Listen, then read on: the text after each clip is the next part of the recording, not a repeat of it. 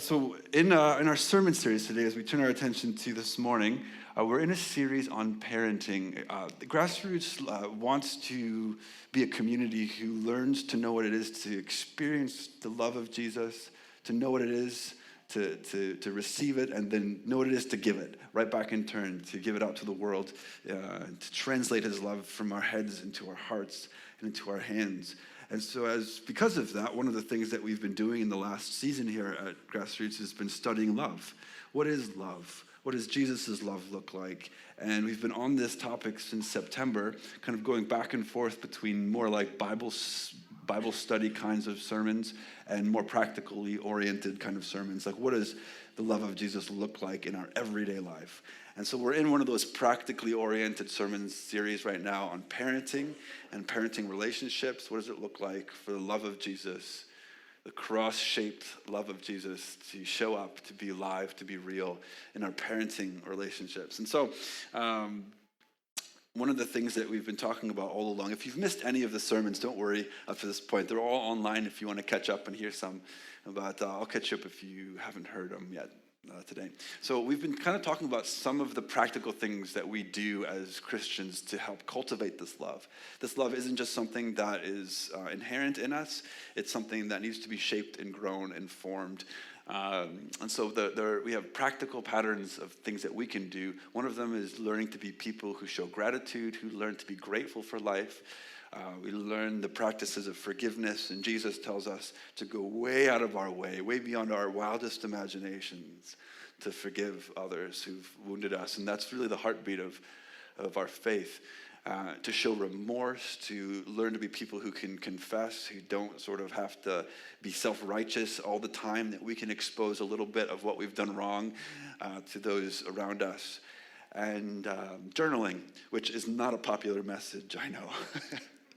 I know that a lot of us struggle with journaling. And by journaling, I don't mean like writing the next great set of journals for the next generation that everyone will read from time immemorial. I'm not talking about that kind of journaling. I'm talking about just trying to capture a little bit of what God is doing in our life and keep it in our mind and do the internal work that it takes to keep these practices going. And sometimes just writing it down, keeping a little record of what God is doing and what the trials are like that we've gone through can really help us grow in love.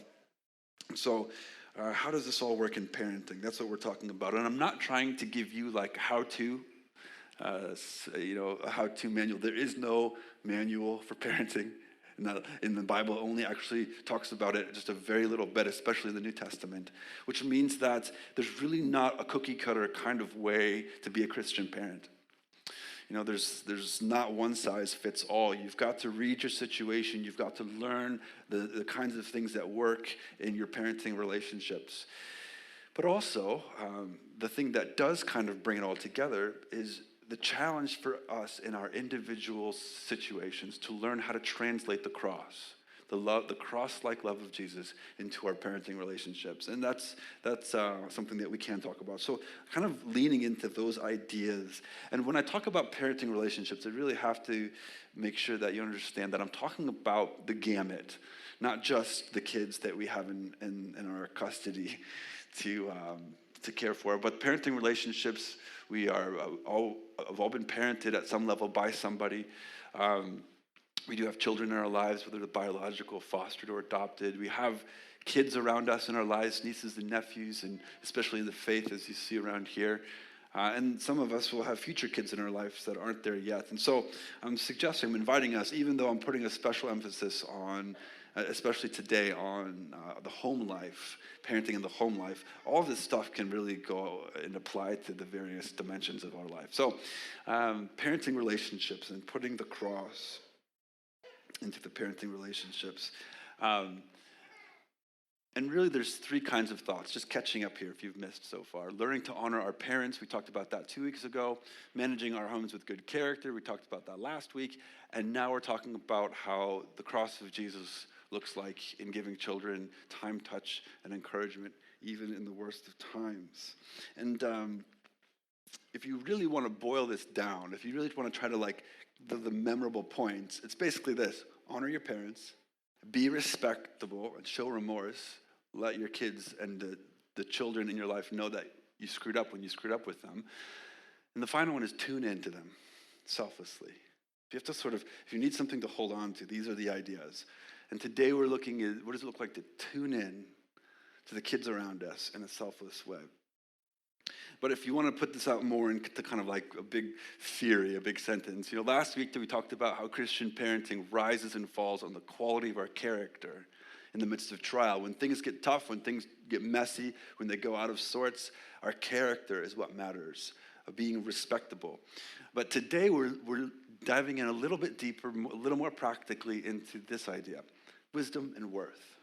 We want our kids to be wise. We want them to know their worth. And when we think about Christian parenting relationships and the kids around us, these are really our jobs, are to give them our wisdom, pass them on, and to teach them that they're worthy of love. So Christians are able to give these to their kids through encouragement, time, and touch, even in the most difficult of times. So it's more of the ideas that I'm working with today. And just so you know, I'm not an expert in this stuff. I have some kids. I've been parenting for a little while. I'm not here to give you here's the end all and be all. But I have learned a few things along the way, and I'm just giving them to you. And it's so funny. If you've noticed, I haven't told a lot of stories during these sermons because it's I think of all the mess ups, all the crazy stories that I could tell you one-on-one, but I think my 13-year-old is here somewhere, so, well, maybe she's not. Okay, I can tell the stories.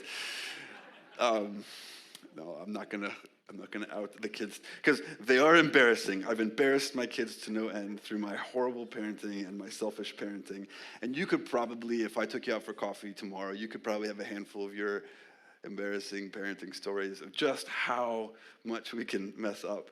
And yeah, I didn't think of anyone that I wanted to share with you today because it's so embarrassing. All of it's so embarrassing. So maybe next time I can do better. But there are so many ways that I've failed in all of this. And so if you're sitting here today recognizing, okay, Keith has some good teaching, some good ideas, we're really talking about what it is to recover from those failed experiences and what it is to be people who are knowing how to love our enemies, giving radical service, embracing humility into parenting.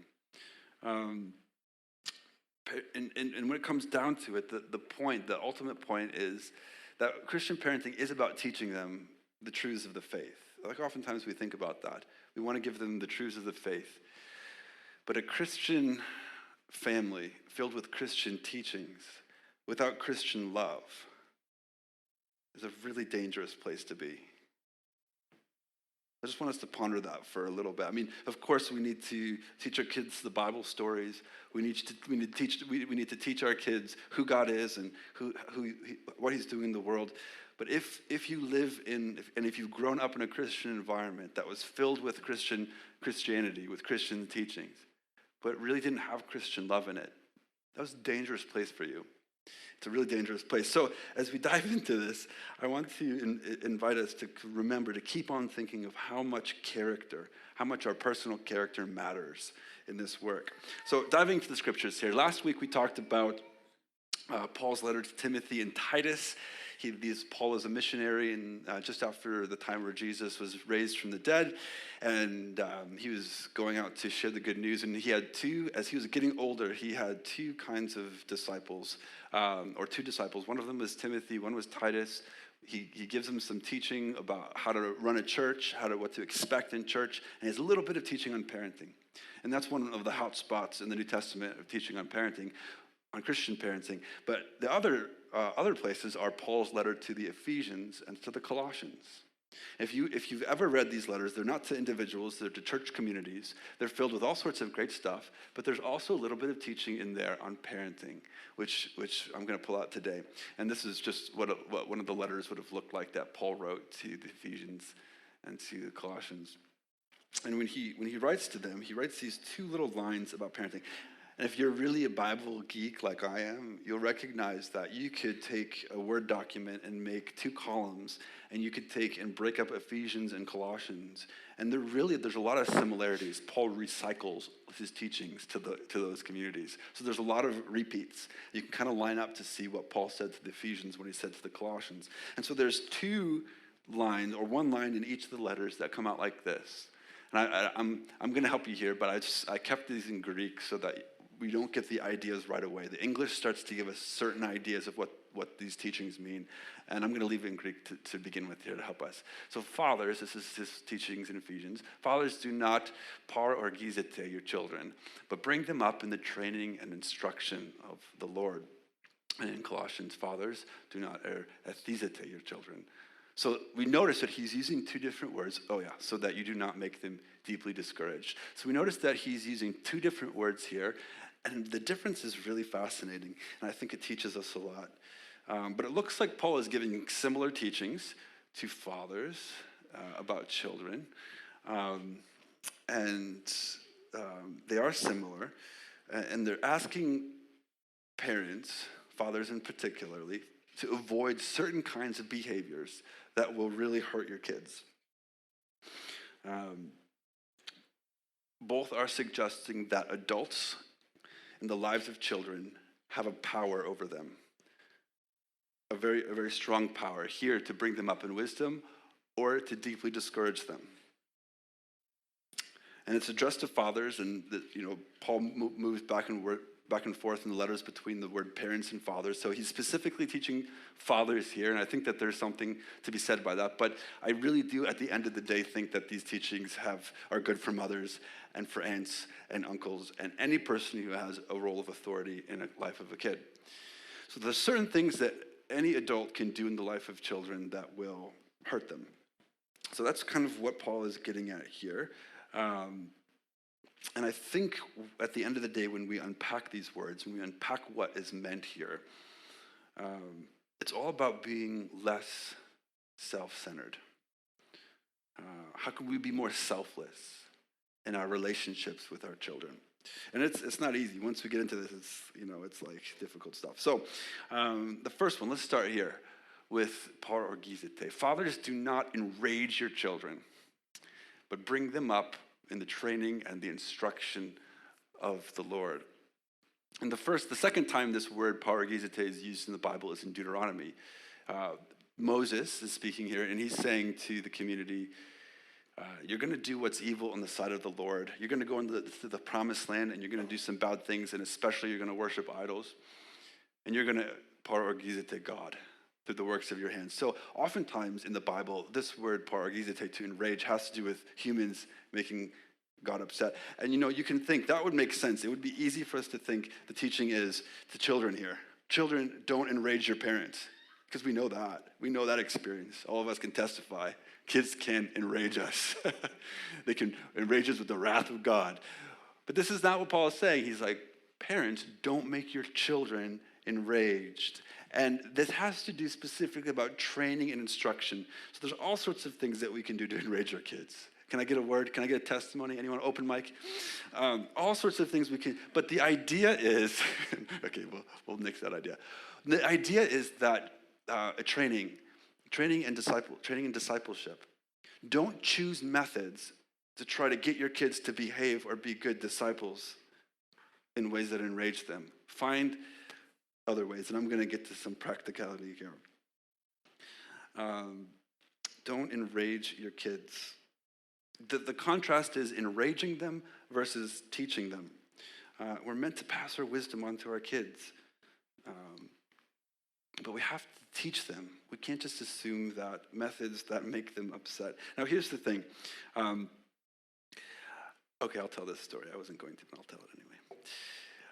One of the lowest points of my parenting was we were just about to move to Thunder Bay. We were right in the thick of transition, packing up the house down in Kentucky. We lived in this big old house. It was like probably 3,000 square feet, built in the 1900. It was nice. It had been redone, but we were renting it from this guy who knew he was a children's pastor at a church. So he was giving us a great deal, and we had this cavernous space to live in. And I remember, I know because I'm a sophisticated human being, I know what transition is like. Everyone gets a little more agitated. All the emotions are on edge. And you can really the whole house can devolve into lots of chaos when there's real transition. When you move houses, when you change jobs, when there's a loss, anything like that, you can expect the waters to be rough. So I brought this little chalkboard over during dinner, and I drew this little waterfall. Here's us, I said, on the top of the waterfall, and the waters are going to get choppy for a little while, and all of us are going to be emotional. We have to be patient with one another because it's going to be rough. But then when we go over the waterfall, it's like us moving to Thunder Bay. It's going to be quick, and we'll be there. But then when we get to the bottom of the waterfall, it's going to be rocky for a while. The waters are choppy, but then it will be calm waters again. This is a great theory, right? You tracking with me? But my basic point in my sophistication was let's be gentle with each other. We're all going to have high emotions. Let's be gentle with each other for the next little bit.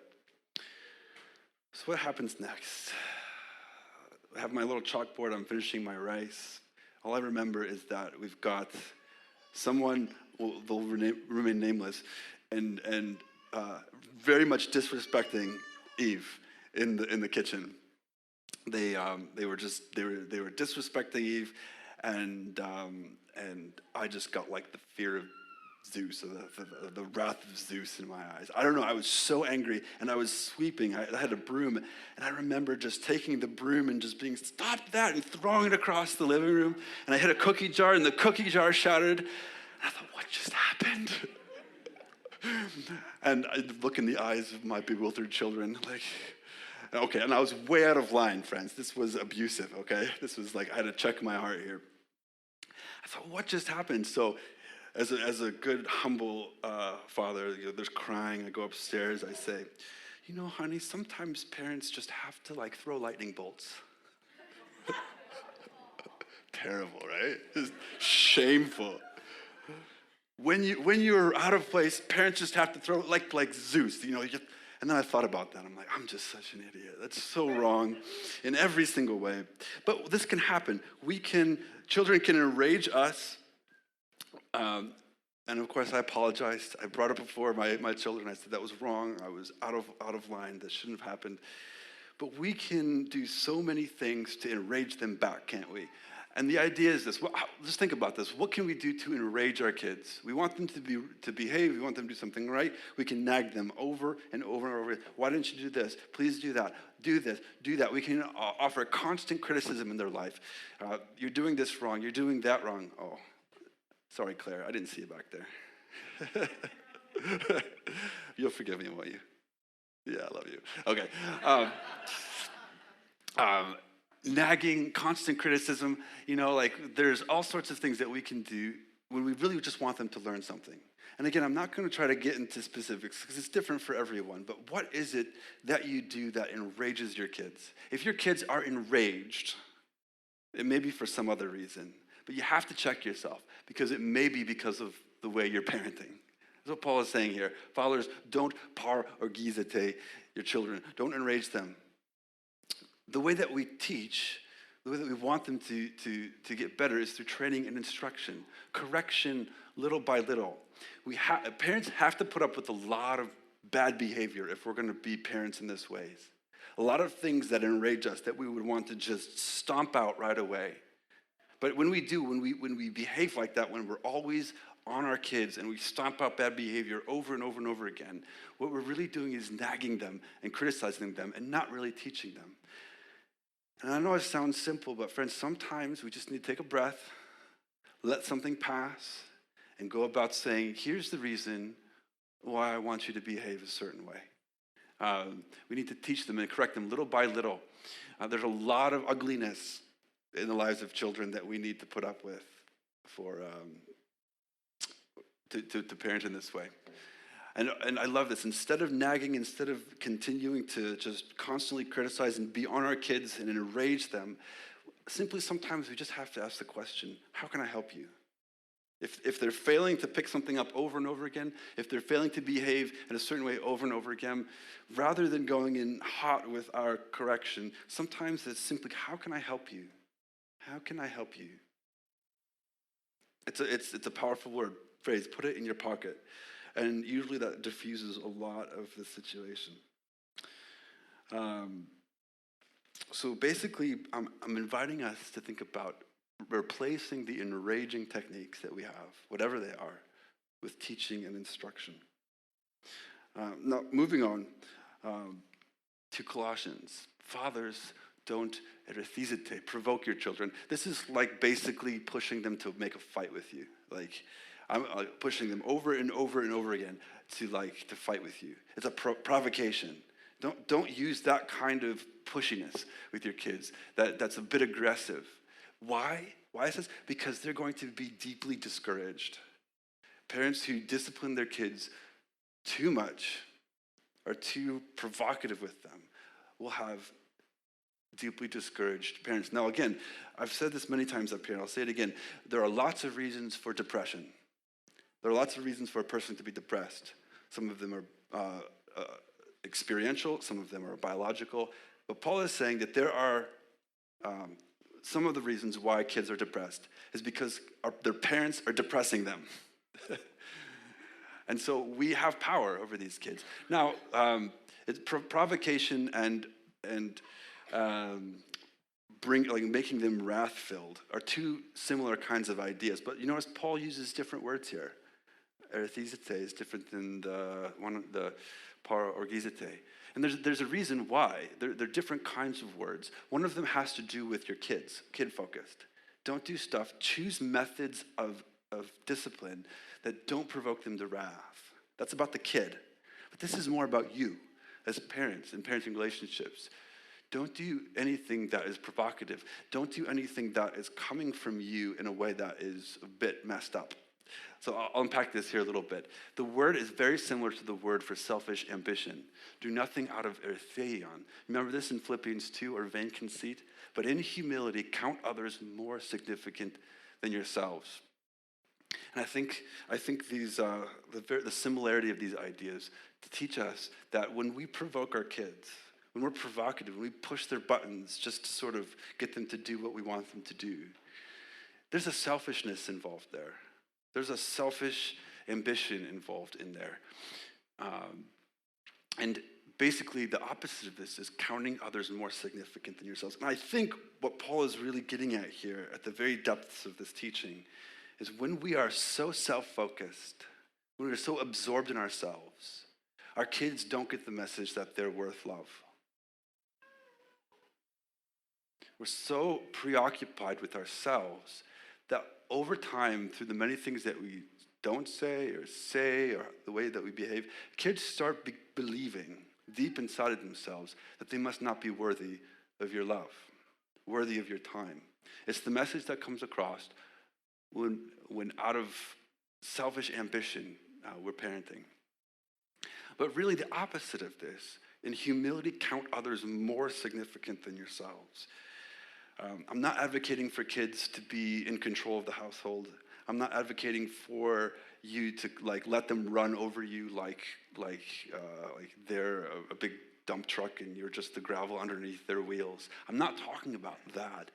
But you do have to teach your kids. Our jobs as parents or anyone in parenting relationships are to teach the kids that they are worthy of love, that they are more important than we are to ourselves.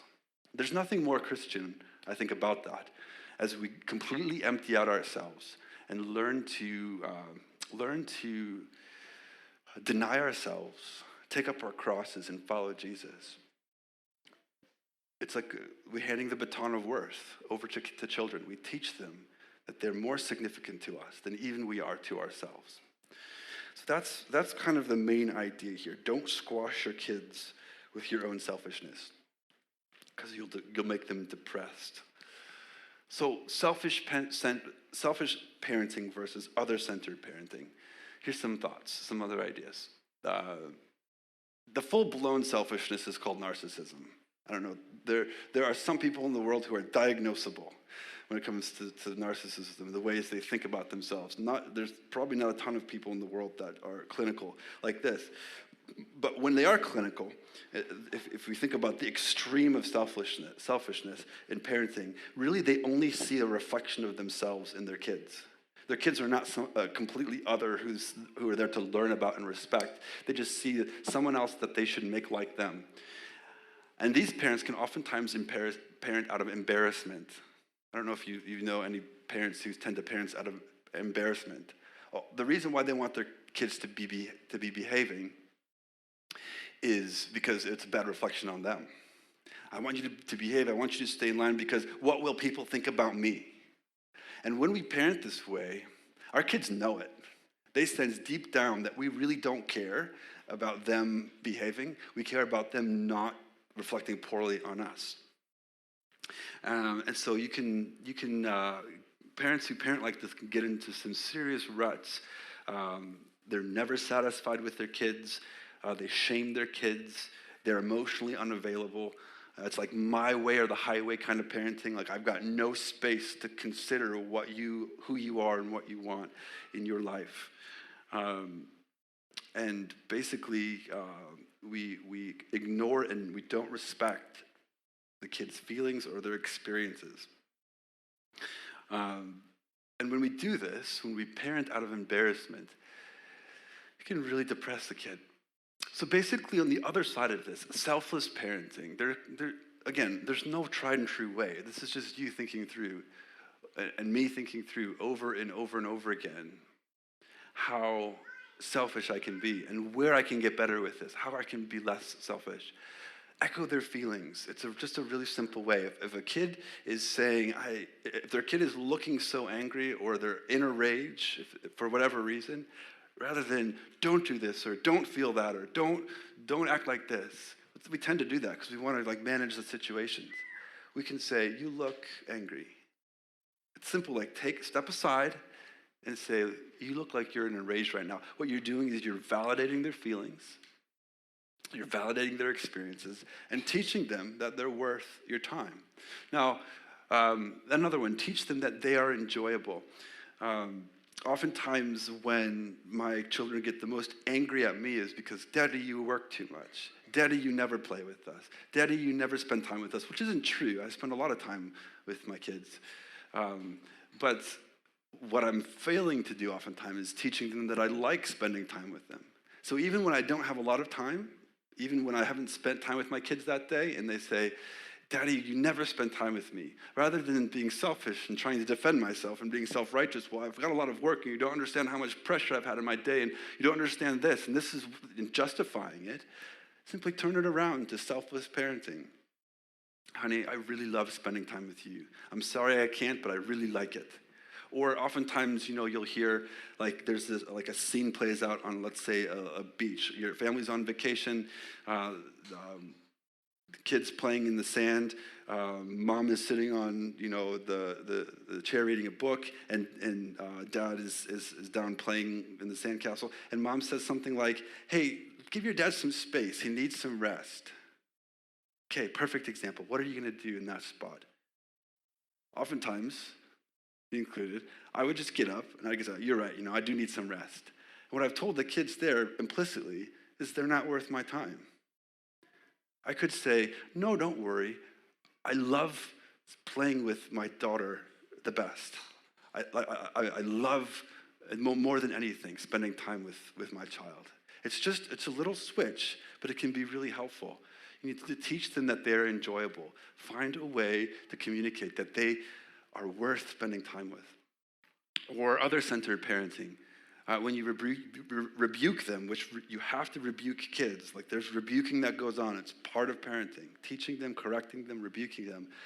But again, this isn't about trying to make them feel anything other than the fact that they need to learn something to get out of the situation they're in. Oftentimes, I learned this a while back, but oftentimes when one of my kids is the angriest and I can't get through to them and they're like, why are you punishing me?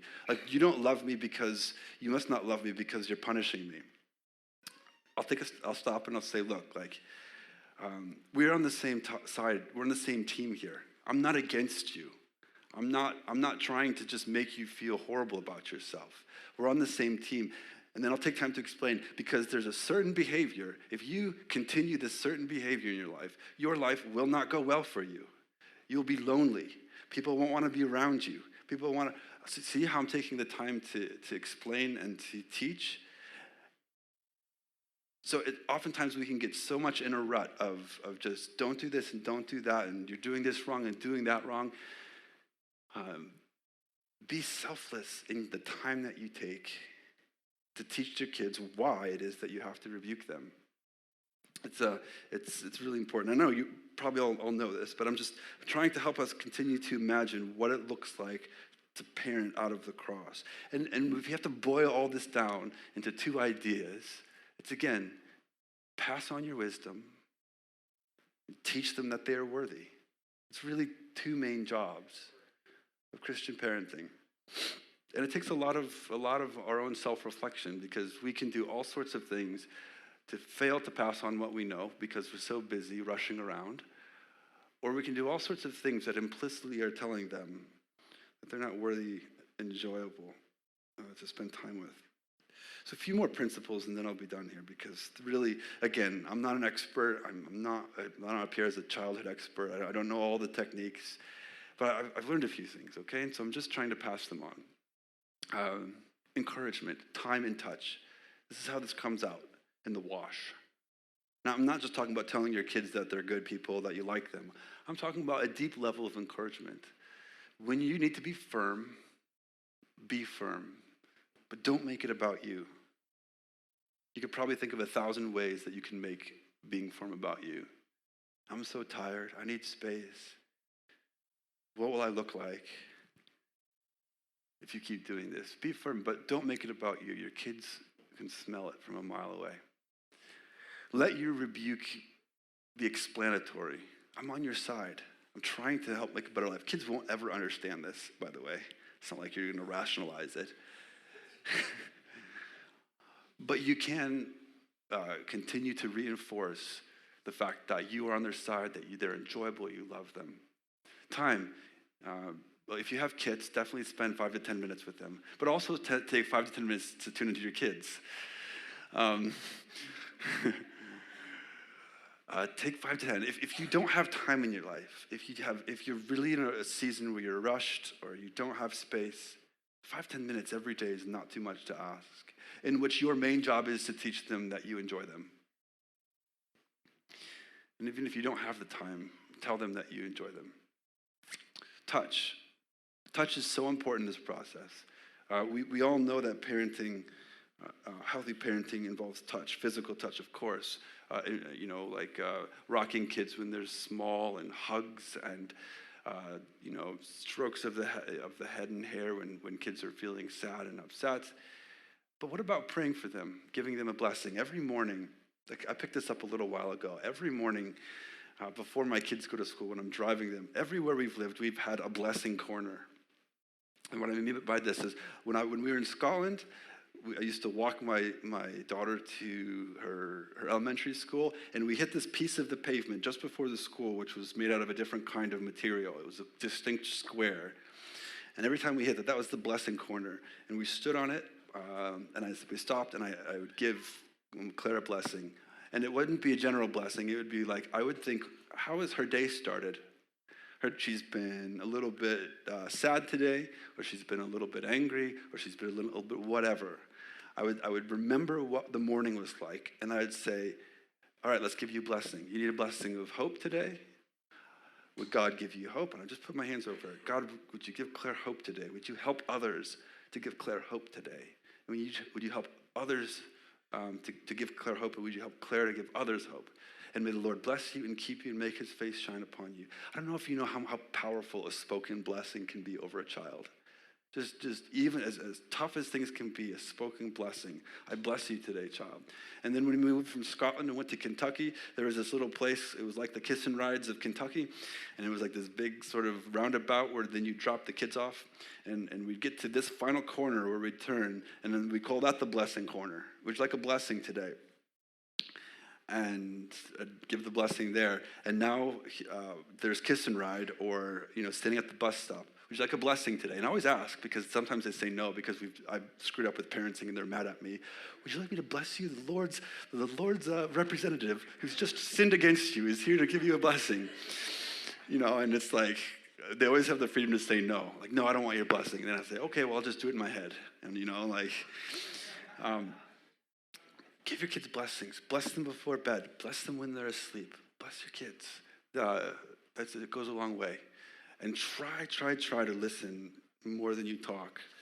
I know there's a lot of good parents out here who could testify to the fact that oftentimes really your job is more to find out what's going on in their inner world, what's going on in their life, and not to be the constant fount of all wisdom. So you do need to teach your kids, of course. That's what we've been talking about. But we do need to listen more than we talk. And sometimes the situation that can get a bit hairy can be diffused if you just take time to say, hey, what's going on with you? I really want to know. Just, sometimes they have no interest in telling you, but at least you've tried. So again, encouragement, time, touch. This is the way how selfless, non-enraging parenting can come out in the wash. But as we close here today, I want to remind us that parenting can be a baptism. I heard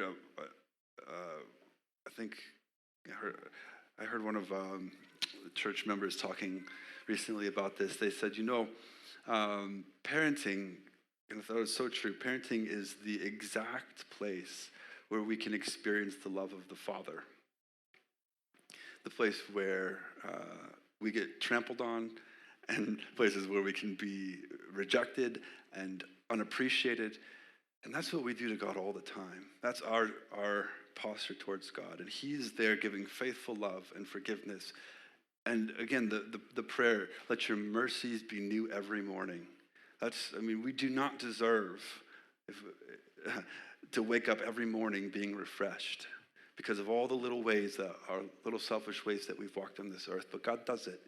And we can give that to a little human being who needs desperately to know that they're worthy of the love of the Father through our forgiveness, through our faithfulness, through our ability to stay true. But friends, it's not a pretty picture, is it? It's not clean and tidy. It's a lot of mess. And so Paul teaches at the end of Colossians, and he reminds us that our whole self was once ruled by the flesh. The flesh, not our bodies, but ruled by our own sinful kinds of patterns of being, our own selfishness. When we were in Christ, Paul says, our whole self was once ruled by the flesh, but it was put off when you were circumcised by Christ, when Christ came and made you part of his family, having been buried with him in a baptism and raised through your faith in the working of God who raised him from the dead. And the point of all of this verse is here in the middle. You are buried with Christ in a baptism. And when you are not sophisticated, completely selfless, Christ-like parents, which you're not going to be, you can just admit that now, embrace that now. The parenting relationship is the perfect place to get that worked out. We come face to face on a daily basis with the invitation, once again, to show Christ-like love and to have that. And where that's not formed in us, it will be if we give ourselves to the process. And I talked a little bit more about that last time. But just as a reminder that parenting is a beautiful place to learn to be like Christ. And again, I'm going to boil this down. If you need handles to hold on to today, honor your parents. Be people who walk and know how to honor your parents, which is not obeying your parents, which is not coming under their authority, but it's learning to show over and over again the Christ-like, forgiving love to those who raised us. Be respectable. Your character matters 100% to how successful you are as a parent. And where you lack character, where character is lacking, let the process of parenting shape that in you. And tune in to those kids around you selflessly.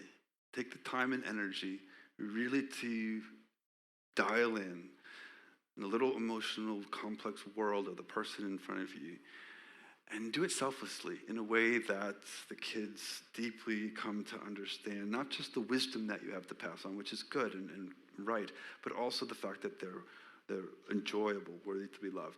And if we do that, I wonder what our lives would look like if we became experts at this. We talk a lot about spreading the selfless love across the earth. That's what we're here to do. But where does it begin other than the little patch of land that we live in and day out? What would it look like if even half of us became aficionados and experts in this kind of way? What would it look like if we dialed up just a little bit of this kind of way of being into our lives? How would it be different? There's lots of techniques out there. You can listen back through the sermon series to find some. But it's going to be you taking the responsibility to find ways of being, to manage your home with good character, and to insert the selfless love of Jesus over and over and over again into those relationships. I think things could look a lot different in our lives if we really took this seriously. And now, I'm speaking to myself. I'm preaching to the choir here who needs to hear this. So I'm not sure what it is that you've taken away from this sermon series, or what it is that you'll remember 2 weeks from now, if anything. But I guarantee that if you've been listening to this, if you've been opening your hearts to this message, that God is doing something in you. And you may need to just locate one little thing that you're going to hold on to. Or you may need to admit to one thing that you've been denying. Or you may need to learn some little bit of Christ-like living that you've been missing out on. Or you need to get real with God about some of the ways that you're messed up because of your past. I don't know what it is. It's lots of things. But God is here and is speaking to us and with you. And I invite you now in these last few songs to respond, to come close to God, to bring your prayers to him through your singing, through your internal praying, and through the taking of Jesus' body and blood. This bread symbolizes Jesus' blood broken for us. And the juice symbolizes Jesus' blood shed for us. This whole way of selfless other giving that is so foreign to us, and we need reinforced over and over and over again, all of us. So whatever it is, friends, the table is set. I'd invite you forward, and everyone here is welcome.